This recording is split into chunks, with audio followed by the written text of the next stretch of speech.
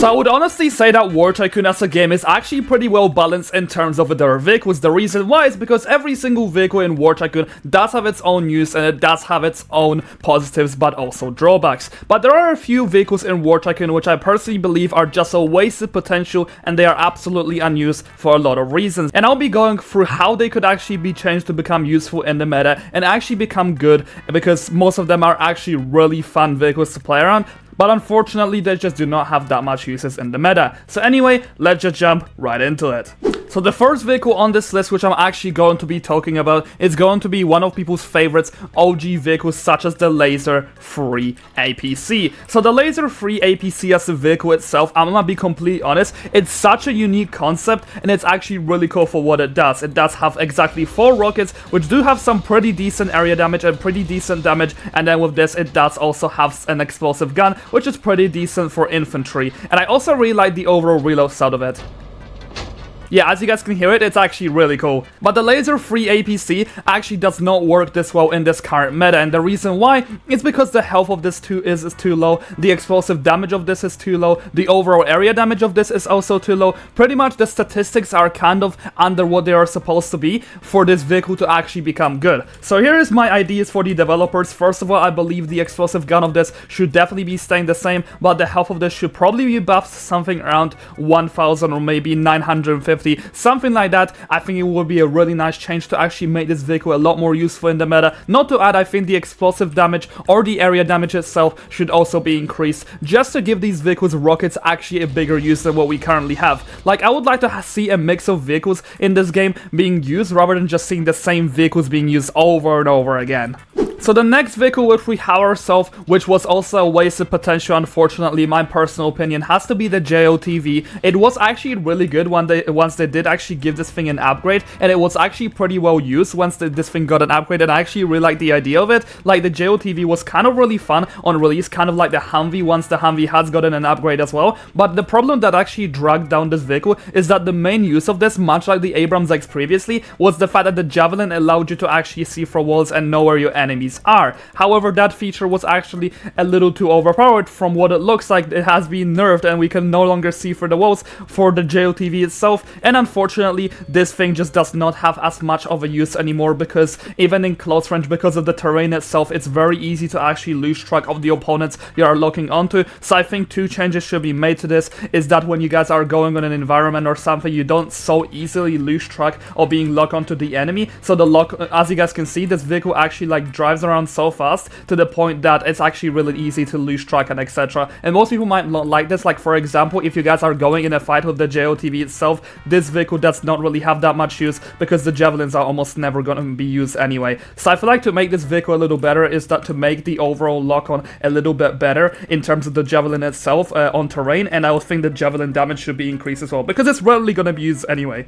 So another set of vehicles which are also very much wasted potential in this game is the Katyusha and the HIMARS itself. You guys might all say it does have very high firepower, and that's what some people do use it for, is close range firepower. However, the problem with this is that most of the time the tanks will just be able to one-shot you and then you're just pretty much done. It's so easy to actually kill the driver itself. But the thing is, the artilleries in this game right now are kind of literally being used for close range, when artilleries are literally made for being good at long range. So I feel like the feature of artilleries itself needs to be having some kind of revamp. I know it's definitely going to be harder for the developers to do this, because just changing statistics and watching this video is definitely going to be easier than making a whole feature for the artillery itself. But right now, the artilleries are underused for the reason that they are not working for what they are supposed to be working for. The HIMARS and the Katyusha itself. I really hope that they're going to be getting a change in the next few months, or even at least some point soon, because right now it's just such a shame, because the artillery is a really cool concept, but they're really underused. And of course the BTR-80. I don't have much to actually say about the BTR-80 itself. I just don't really know how the BTR-80 could be fixed. It has been used slightly more recently, but it's still kind of not used as much as it's supposed to be compared to the likes of the VCSC Mephisto and the Lavad, maybe the Boxer and etc. It's a little bit of a shame. I don't really know how to change this vehicle, so I'm just gonna leave it as it is. Let me know in the comment section down below how you think this should be changed. So the next vehicle, which is actually really sad to say this, but the M3 Bradley was really cool and on release, and it is still a really cool vehicle until this day. However, one very important thing that does hold it back these days is the fact that this thing has received a nerf. If I want to be completely honest with you guys, I think the nerf of the M3 Bradley was kind of unneeded for the fact that now it actually does take 2 cannons to actually go ahead and spawn it in. So I feel like that change should be reverted, because the main thing that was really good standing out for the Bradley is that you guys could defend your base very much easily, while also having a drawback of low health and just being countered. So pretty much you had to play it smart with the Bradley to play good with it, but you also had the opportunity to defend your base when, let's say, there was like 3 tanks sitting in front of your tank bay. You couldn't really do anything, but at least with having more Bradleys to spawn in, you guys could actually counter these tanks, and that did also avoid the likes of spawn killing, because the M3 Bradley really did have the power, and I really do hope that the change of the nerf in terms of parts will be reverted, because right now it does really deserve a revert. Not as many people do use it anymore. Same with the likes of the ADATS itself, but the ADATS problem isn't the parts itself, it's the problem that the ADATS is very easily actually outclassed by the likes of the Patriot anti-air truck, but also the Panzer itself. And since this is a vehicle which is considered a very heavy power vehicle, it's not actually getting that job done. So I feel like the way in which the ADATS should definitely be changed to make it better is to give it a slight health boost to actually give it reason for being used, because this thing has like maybe 200 extra health than the likes of the Panzer and the Patriot, and that's not really that much of a change. I think this thing should have as much health as the Bradley or something to actually give it more use, but also its main gun, which is the anti-air machine gun, it should also be a lot better. It's just the statistics, I believe, should be changed on this, and I think the ADATS could actually have much more use in the meta. Alrighty, so now probably one of the most sad downfalls of a vehicle itself, it has to be the M1 Abrams, one of the most unique and loved vehicles in the whole entire game, but also one of the most loved vehicles in the world itself. The M1 Abrams has gone on a huge downfall after more tanks have been released. For example, even the likes of the Leopard are going to be better than the M1 Abrams, because the Leopard you could spawn a lot more than this vehicle, but the M1 Abrams does take a lot more parts to actually spawn it in. But I don't think the way in which the M1 Abrams could be made better is by actually nerfing the Leopard. I think the M1 Abrams needs to have a slight boost towards... I think the M1 Abrams as a vehicle does need to have a slight boost in terms of all of the statistics. The reason being is because in terms of the tasks, I believe the M1 Abrams itself has one of the hardest tasks to actually complete in order to get this tank. And you don't actually feel as rewarded while using this tank. So I think 3 things should be made to actually make the M1 Abrams better compared to any other tanks. First of all, the health of this should definitely be increased to the likes of something like the T-14 Armada or something. That's my personal belief on it. I believe the second machine gun, which we do have ourselves for the gunner itself, we should also be able to control while also driving the M1 Abrams. Like for example, if this first machine gun does run out, we could use the second one as a backup itself. I think that would be a really nice way to actually combat the problems with this vehicle, and I think the damage of this cannon itself should also be slightly better, because right now the M1 Abrams, for the fact that it does not even have explosives, it just makes it way worse than compared to any other tanks in the game.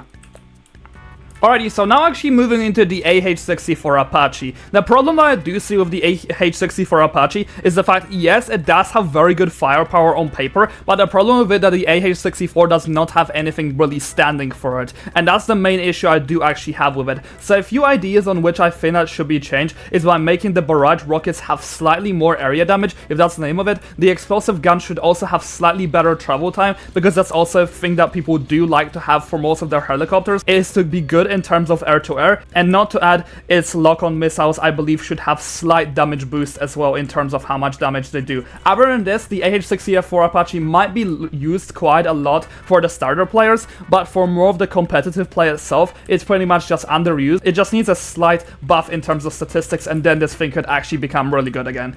And now moving into one of our final vehicles on this list. I am pretty happy with the recent buff that the A10 Warthog has actually received recently, but a lot of people still do have a problem with this vehicle, and let me actually explain you guys why. One of the problems I do see with the A10 Warthog is that this vehicle is incredibly slow in both travel speed, but also just turning speed itself. That's one of the issues that people do have with the A10 Warthog, and even in real life, the A10 Warthog is actually pretty damn good in terms of air-to-air. It does have its good first share of hit history for that, but unfortunately, it just does not get the job done as well. Another problem which people do have with the A-turn Warthog itself is that it does not have any types of rockets which you could actually use to attack enemies on the ground, where the real-life version of it actually has that. For example, the thing that does actually separate the Frogfoot and the A-turn Warthog is that the Frogfoot does have these rockets, which the A-turn simply does not, but not to add, the Frogfoot is also able to pretty much tank a tank shot, and I think to make it a spin vehicle is literally a good enough feature, if I'll be completely honest. I think the A-turn Warthog should receive the rockets that the Su-25 Frogfoot does have, because since they have already implemented this feature into the game, I think just to balance it out pretty well, it will be good just for the A-turn Warthog to just have slightly weaker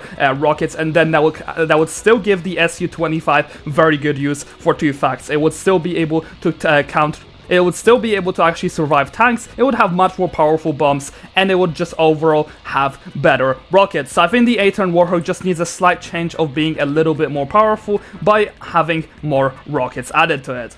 Anyways, that is probably all I'm gonna have for you guys in today's video. I'm not going to be including bots in this video for one reason, is that the bots are currently very heavily underworked in my personal opinion, since the brand new map is fully heavily focused on water, so I believe we're really gonna be getting changes to bots, so right now I think the developers definitely know what they're doing. Anyway, the drones are probably gonna be revamped sometime soon as well. This is what everyone has wanted, so for now, I just want to include these things in the video. Anyway, thank you so much guys for watching this video, and developers, if you are watching this, I very much appreciate it. I really hope that these changes could be made to just make the play of a lot of vehicles a lot more unique, instead of us just having to see the same ones over and over again.